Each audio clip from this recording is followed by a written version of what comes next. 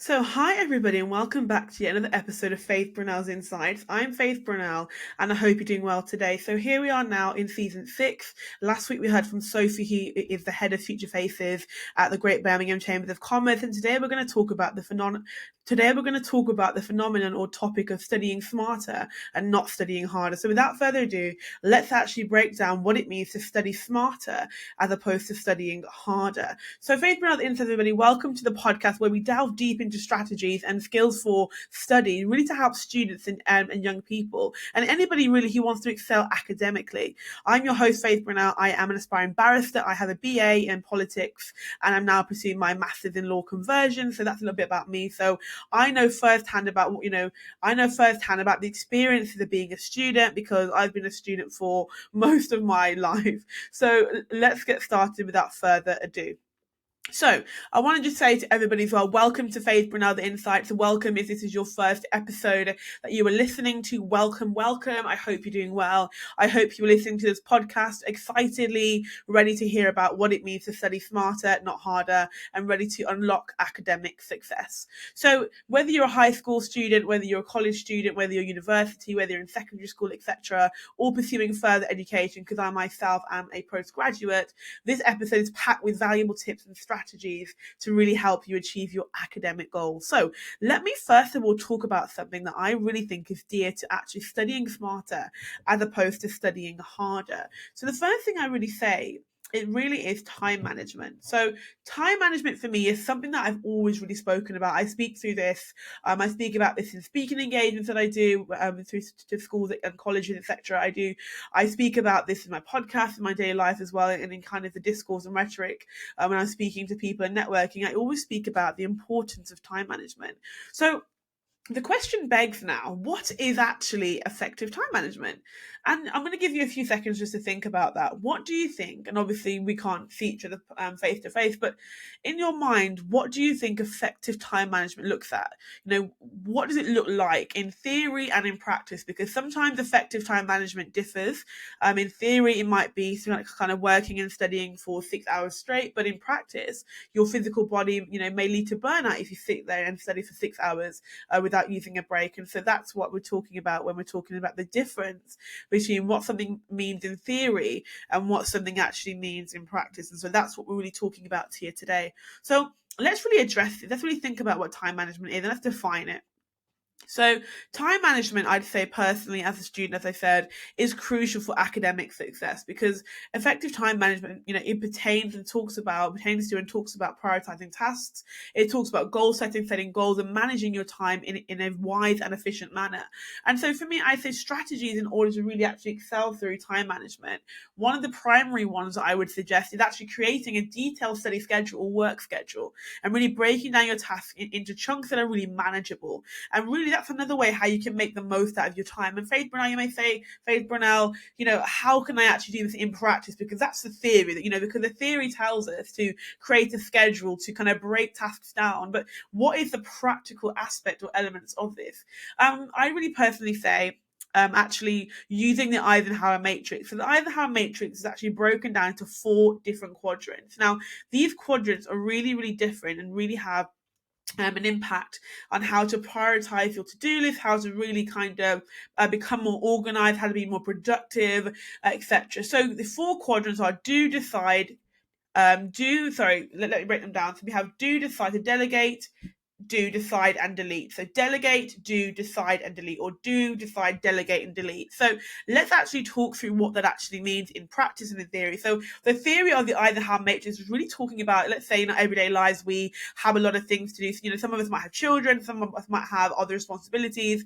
And so it's about kind of slotting all of that in as well, including your work, including your study, including having time for yourself, having your family time, etc. So that's what it's really talking about in theory. But in practice, it's about actually doing certain tasks that are actually important. So let's talk about each of the quadrants in depth. So when we're talking about what's important, so it's about really responding. For example, there are things that are urgent in your life, things that are important, and there are also things. So So basically, some people break it down into do, decide, delegate, and delete. And so that model talks about things to do now, things to decide and schedule a time to do it, things to delegate and give to others, or things to delete. And that's one way of understanding the Eisenhower matrix. But if I can just bring you some kind of more practical examples in terms of, understanding your everyday life, I think that would really help you to put it into practice a little bit more. So bear with me. So I would personally say we have to understand things that are urgent but important, things that are urgent that are not important, things that are not urgent but also important, or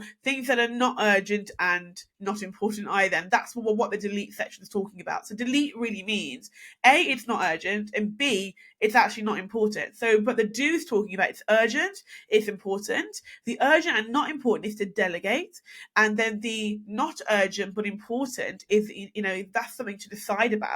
And then finally, just to go back, the not urgent and not important is to delete. So let's take each of these quadrants in a little bit of depth. So personally, I'm gonna use my personal life as a student and give you some examples to help you articulate it. So things in my life that are urgent and important is revising for exams. So today, I'm actually recording this on Wednesday, 24th of April. And you'll be listening to this tomorrow, so Thursday, 25th of April. Today, I actually had a contract law examination, and so all of the preparation concerning that was urgent and important. All of the things in terms of preparing for my next set of modules is urgent. It's important. It's really important because it's actually going to shape my journey to becoming a barrister. It's an essential. It's a necessity. I cannot become a barrister unless I finish this course and do well in this course. And so that's what for me, it's urgent and it's important. Now, let me think about something that's urgent but not important. I'd say something that's urgent but not important at the moment is probably, let's say I'm going on holiday, for example. I'm going on holiday this year, so I'd say it's urgent but it's not important. So actually, I'd say because I'm going on holiday soon, I'd say it's urgent to sort out my things like my passport and my visa, etc. But it's not important for this particular time because we're in April and I'm going on holiday later down the line. And so that's what's really important. Then let me move to not urgent but important. I'd say things that are not necessarily urgent. I'm just using some examples here. So taking away from my life now, here are some examples that are given by the Freedom Framework. So the Freedom Framework gives examples that are urgent and important. So things like responding to time-sensitive emails, preparing for work, booking a hotel for your trip, and feeding yourself. And then things that they say are urgent but not important is things that are like, taking training courses for your company, for example, creating graphics on Canva, buying new walking shoes for a gym. Now, I'm not necessarily saying that these are correct or these are not correct. It's basically about what actually works for you. So everybody's individual life situation is completely different. What one person deems urgent and important, another may deem not urgent and not important, and vice versa. And so it's really about going through your life and thinking about to yourself, what can I actually put in this quadrant, in these 4 quadrants? How can I actually delegate? How can I delete? How can I do? How can I decide? And really, it's about kind of making that specific to your individual life. It's really subjective.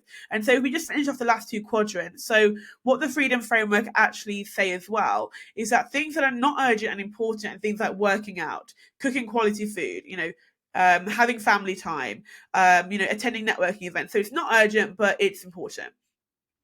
Okay, then moving on to the last and final quadrant, which is some people call delete, some people call not urgent and not important. So let's talk about that. So not urgent and not important for the Freedom Framework, again, because that's my example, is going on social media, browsing Pinterest, reading news, or for example, rescheduling clients. So really, it's about your personal life again. But that is one of the ways that we're talking about in this episode. That's one of the ways in which effective time management can really come to the forefront, because a time management cannot be grasped, it cannot be successful unless you have a structure, unless you have a framework, unless you have some form of guide that you're going to follow day by day, week by week, month by month, year by year. That's actually going to help you kind of like really frame your study, really frame your working life. Time management is something that has to be developed. Now, not everybody wakes up, time management is a skill. So every skill has to be developed. You have to be shaped. You have to put some effort in. So it's really looking at the output and input model. When I was giving a talk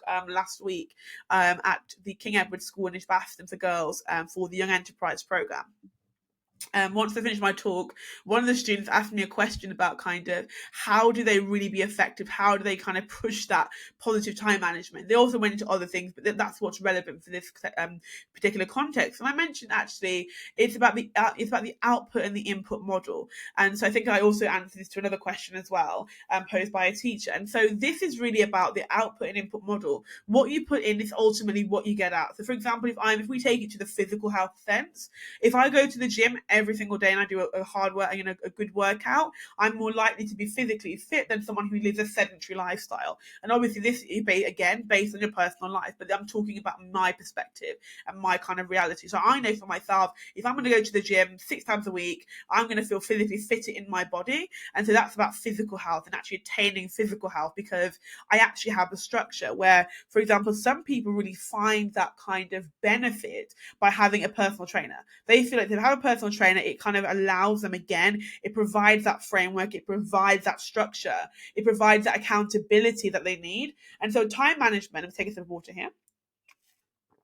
Time management is all about accountability. Accountability is key, because there's no point, there's no point having a goal setting and setting a goal if you're not going to have any accountability to actually finish that goal and actually implement the strategies to get to that goal and ultimately follow through on what you set. So for example, if I say I want to be a barrister, there's no point me saying, I'm going to do a master's law conversion, I'm going to do the barrister's training course, I'm going to do mini pupillage, and not actually following that. I may have that guide on paper, but I might have my notebook here. As you can see, this is my Call Now notebook. I might have my to-do list notebook here, which is actually one of the ones that we sell as well. This is one I use every day. So I might have these things. I might be setting goals, but unless I have a structure to get to that goal, I'm not going to make it. And so if I want to be a barrister, I might say, you know what, I'm going to do the masters and the barrister's courses, etc., and the pupillage. But if I don't have a structure by which to get there, I'm not going to get there. So if I don't set a study schedule to actually study and work on the modules that will actually allow me to finish the course, I'm not going to get there. So for example, if I had public law and company law, etc., and I say, you know what, I'm not going to really revise for my exam because I'm already on the course, so I'm just going to drift through. I'm not going to do the best I can do. And so when it comes to actually getting a job once it's finished, my grades won't be as good as they could have been, because again, output input model, again, there was no accountability. And so sometimes it may help if I think a lot of people talk about these strategies. Some people actually recommend having like a study group, because you're studying together, and then the person that you're studying with might offer something you haven't thought about. So there is a benefit of group study, but I wouldn't do group study all the time, because sometimes you need to focus on your thing separately. But I do see a benefit in working with others and having that teamwork aspect, because what somebody might not, what you might not have seen when it comes to the contracts law, etc., somebody else might have actually seen that, and then together you can create that synergy where you're basically passing on information as well. Obviously, it's not about kind of working together in terms of actually doing your actual exams, because obviously that would be cheating, but it would be about that kind of pre-focus, again, that structure of studying pre-exam. You then have those diverse those diverse perspectives. That's what I'm getting to.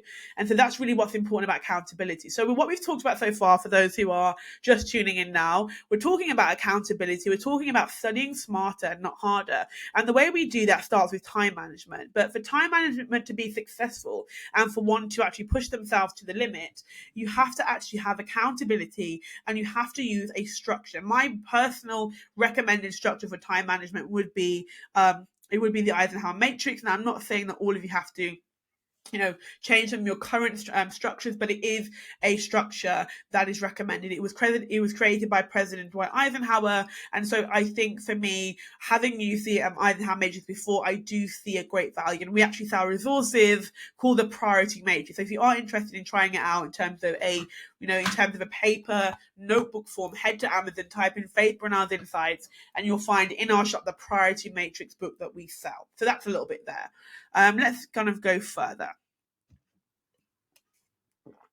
I think when we're talking about studying smarter and not studying harder, it also talks about how often we study and how we study. So first point I want to note is somebody could study for 3 hours and not do as well as somebody who studies for 1 hour and does more in that hour. Now, I'm not saying either one is right or wrong, but I'm just giving examples of what it means to study and what part of studying smarter and not studying harder means. I used to think, I'll go back to myself, that me studying for 5 hours was more effective than me studying for 3 hours. And then I heard about the Pomodoro method. So I could do more in those 3 hours and I could be procrastinating in the 5 hours. Again, this is not saying that everybody who studies 5 hours is procrastinating. This is just a hypothetical. So, and this is actually proven in terms of why we're bringing in these different kind of skills to study. So let's talk about my personal life again, because it is my podcast. I'm talking about, I am Faith Brynel. I'm giving you an insight. Let me give you an insight to my personal journey. So on my personal journey, I wasn't always here. I didn't always have skills to study, but actually God revealed them to me. And when I went to Edgbaston High School, and then they came back to me in college, when I went to King Edward Stourbridge. So I actually realized me studying for 5 hours, personally, I was actually less effective than when I studied for 3 hours, but used the skills to study like the Cornell method, or I use the Pomodoro method, or I use the Eisenhower matrix. So it's really about understanding what you're actually doing in that context, because I could study for 7 hours. But then when I study for 3 hours, I'm actually going through kind of active recall. I'm blurting. I'm using the blurting technique. I'm using the Cornell method. I'm using the Pomodoro method. I'm studying smarter, not harder. So that's really what's important to understand about this concept today. And so really what actually stems from this, what's a really core aspect in terms of, actually within this, is actually about note-taking. And that leads me very nicely onto the Cornell method, the mind mapping, and the linear system. So let me talk about them in depth. I've actually got some examples today, because for those of you, let me just pause while I move away from the mic. You can hear my papers rustling in the background. For those who actually are watching me, hello, I'm going to show you today some examples. Let's do that. Okay, so today I'm going to show you 4 examples. I actually thought I was going to show you 3, but I'm going to show you 4, because I really feel, I'm just again rattling in my drawers, but these are all FBI books. It would be remiss of me if I didn't actually show you, using my own resources to show you how things actually work. So let me explain them first, and then I'll show you them. So number 1 is one of my favorite ones. It's the Cornell method. The Cornell method basically splits your paper. Let me show you. So this is what we offer here. This is the BU. Let me just make sure you can see it properly. This is the BU. Oh, thanks for the light. The BU. 1 second, everybody. I'm just going to draw my blinds. So 1 second. I'm just going to grab my blinds just to. There you go. Okay. So this is slightly better. The BU, Be Confident, Be Happy, Cornell style notebook. As you can see here, we have all of our main notes in this quadrant, any questions, any queries, and any keywords here. That's the Cornell method. That's another method that's really good for note-taking. The next one is a mind mapping style. This is our Ignite the Courage mind map notebook. As you can see, mind mapping with a linear style together. So that's a mind mapping style, that's a linear style together. And then we have the linear style. Mine's completely finished, so I'm just going to show you something that's not going to be giving out anyone's information. Let me find. Okay, it's getting up. No.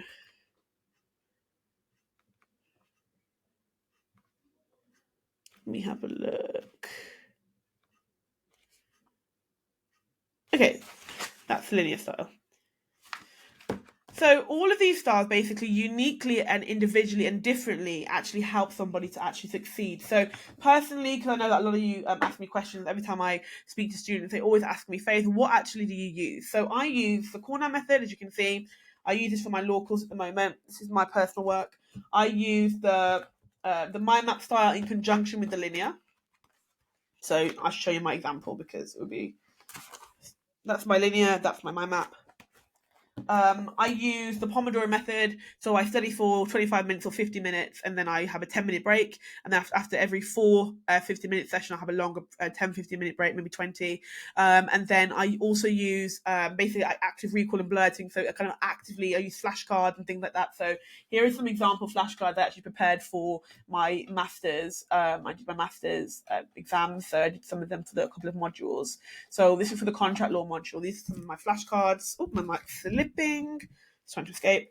These are some of my modules. Sorry, some of my flashcards here. Okay. That's just an example there as well. So let's get the blinds back open.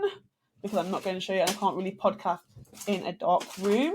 I think it would be like increasingly awkward if I was just staring at the dark, and it's a lovely April day. Okay, so I'm back in the light balance is like rebalanced now. So that was the linear, that was the mind map style, and that was a corner massive style as well. And so those are a couple of options that I have for you. And so really just remember that, whichever note-taking technique you find, and I should say as well, we do sell these resources. A lot of students have actually purchased these and really have benefited from them. So if you type in Faith Brynels Insights onto Amazon or Etsy, you can make a purchase today as well. So that's basically what we offer. So, but also whatever note-taking method that you do choose, please remember to actively engage with the material, summarize your key points, and organize your notes for easy reference when studying for exams. Going back many years now, there were some times when I was studying for exams, I would come back to my exams from the kind of like within the module, etc. And I was kind of lost. Like, what was I writing? What was I saying? What was the teacher saying? And so now I study smarter and not harder because I've actually because I have refined, I have refined my study methods and my study techniques. And that's why this podcast focuses, the How To podcast, focusing on skills for study to help other students like myself who were there, who were struggling with studying. I didn't really know how best to study until I actually understood that there are different skills for study that actually benefit you and benefit like how different brains work as well. And really, I think just kind of piggybacking off the notion of note taking, I'd probably say, well, Notion actually, and Notion means idea, but in this context, Notion is really good for note taking as well. It's not sponsored, but I use Notion as well. I use Notion to make notes on my workshops or seminars, you might call them, but we call them workshops at my university. I use them to kind of make notes from lectures as well. My university is also posting, I'm doing an online course, they've posted to me my workbooks, is really helpful. So I go through those materials as well, and then I highlight them. I use colors, I use post-it notes, I use flashcards, I use Quizlet. I recently paid for Quizlet as well, Quizlet Plus, when I was studying for my examinations. So that was really helpful, and things like that as well. I think is really, really beneficial. And I think also as well, when you're studying, you need to know what you're studying. You need to have a plan. So I find that making a study schedule, whether it be on my note-taking app, whether it be on an Excel spreadsheet, so I can actually break down the modules, you need to be having a study schedule to understand and really have a plan what you're actually doing, because you shouldn't just really show up on the day and say, okay, let's go, I've got 4 hours, what do I do? It's really good to plan your day, and really good to plan your day and also incorporate breaks, incorporate time with your family, to do your hobbies. For me, for example, I do a part-time master's, so I can run my business part-time, so I podcast part-time as well. I also do speaking engagements, and we offer other services as well. So I still have time for myself. I have time to go out with my friends. I have time to meet my family. I have time to go to church as well, which is really important to me. And so it's really about really breaking down again what you want to do. And as we're going back to the gym. So again, there's just things that I can really do. I'm not a Picasso, as I've always maintained, but I do like to draw, and so I will sometimes do some drawing as well, etc. So that's a little bit about what I like to do in my spare time.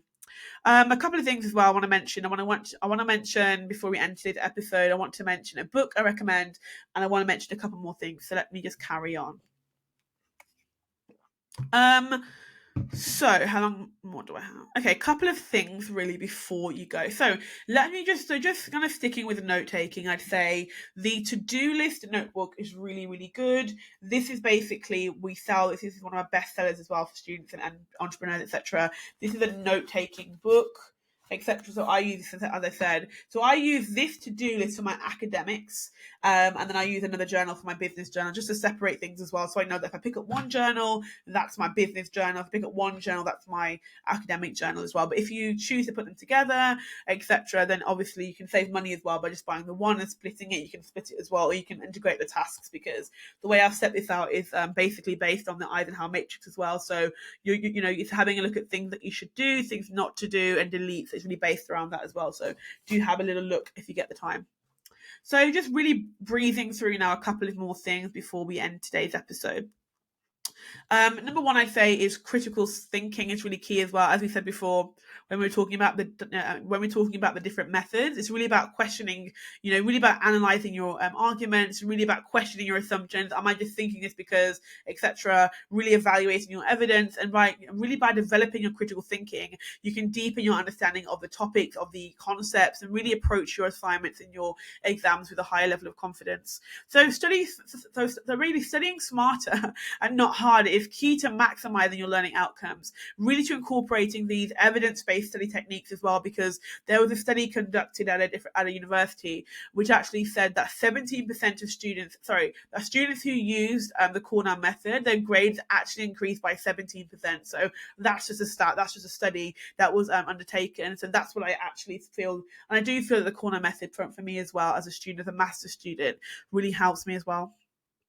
And it really is applicable to undergraduate and postgraduate. And also I found that it's actually sold to those with businesses, those who are doing different tasks as well, who just want that level of organization that they can count on as well. And really, these skills will help you to improve retention, comprehension, and long-term learning outcomes. So I know that procrastination and stress is quite challenging, but with the right strategies, you can overcome these obstacles. As I said, I've been there where I was procrastinating, and now I know how to not procrastinate because I have these skills to study, because I'm breaking these tasks into smaller, manageable chunks. So I'm not really speaking about anything I haven't experienced personally as a student. Really about practicing self-care as well, so having spare time, having time to really focus on your mental and physical health as well. For example, having water, having time to have your lunch, having time to take a break, maybe watch a drama or whatever, or however you spend your spare time as well. And remember, it's okay to, number one, to ask for help. It's okay to seek support, and it's okay to take breaks when you need them as well. That's why I use the Pomodoro method, because it gives me that guaranteed break, and I can set the Pomodoro. Obviously, typically it's 25 minutes, but it's really about kind of choosing what works for you. So last but not least, I want to just leave you with a very kind of encouraging word, and I want to leave you with a book that I recommend. So as we wrap up today's episode, I really hope that you feel empowered. I really hope you feel that there's been an insight, that's a key word, kind of really being empowered with practical strategies to study smarter, not harder, and really, again, to unlock your full academic potential. Remember, success isn't just about the talent, it's about your mindset, it's about your discipline, it's about moving from a fixed to a growth mindset, having that discipline to continue, and that resilience, even when things don't go well, even when things don't go your way, even when things are harder than you'd expect, to push yourself, and that willingness ultimately to learn, to grow, because that growth mindset says that failure isn't the end, failure is just an opportunity to grow. And I want to reference Delight Mapashure, is one of my guest speakers previously on season 5, I believe, and she spoke about and said failure is not a roadblock to success. So I'm putting that out, and that's what Delight Mapashure said, so I'm not claiming that for myself. So join us next time for more insights and inspiration on the Faith Brynels Insights How To podcast. Now, before I finish off with my last words, I just want to show you this book that I really love. It's called Atomic Habits, and the slogan is "Tiny Changes, Remarkable Results." And the caption says, or the front page says, an easy and proven way to build good habits and break bad ones, rather.